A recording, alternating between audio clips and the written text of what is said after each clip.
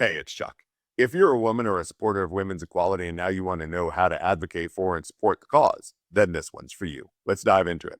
Yesterday was Women's Equality Day, and the picture I gave you was both accurate and uncomfortable. A widening pay gap, restricted reproductive rights, organized opposition operating at a fairly large global scale. But there are some other pieces that bear mentioning as well. I feel like there are times when the therapeutic culture sets traps, so to speak, for women when they're confronting structural problems.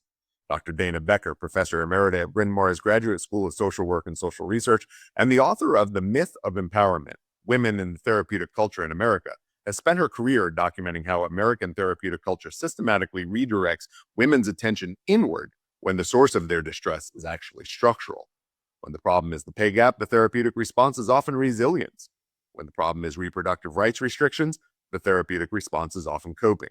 When the problem's organized political opposition to gender equality, then the therapeutic response is often self-care.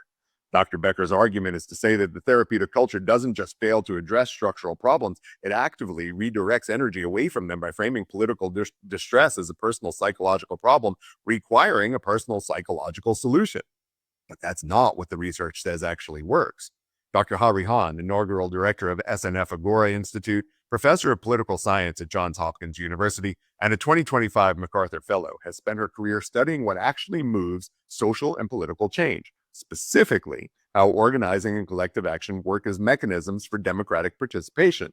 Her research documents something that the individual resilience model of mental health rarely names, that collective action produces benefits for the people doing it, not just for the cause, but for the participants themselves. It gives a sense of agency, of community connection.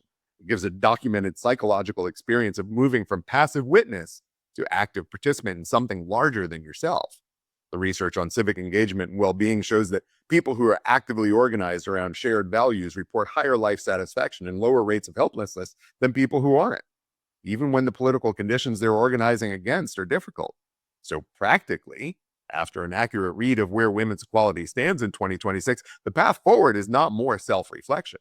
The research suggests that the answer is a meeting, a phone call to a representative, a donation to an organization doing the structural work, or canvas, or show up. The suffragists weren't just resilient, they were organized. The disability activists who crawled up the Capitol steps weren't coping, they were organized. And the women who have moved the needle on every single measure of gender equality in the last century weren't just individually empowered. They were collectively organized. You're allowed to grieve what yesterday named, and then the research says, go find your people and get to work. I'm Chuck the Bald Therapist. Work on you. Take no bullshit, especially from inaction or the pressure of solitary activism. Remember that you matter, and have a gentle rest of your day.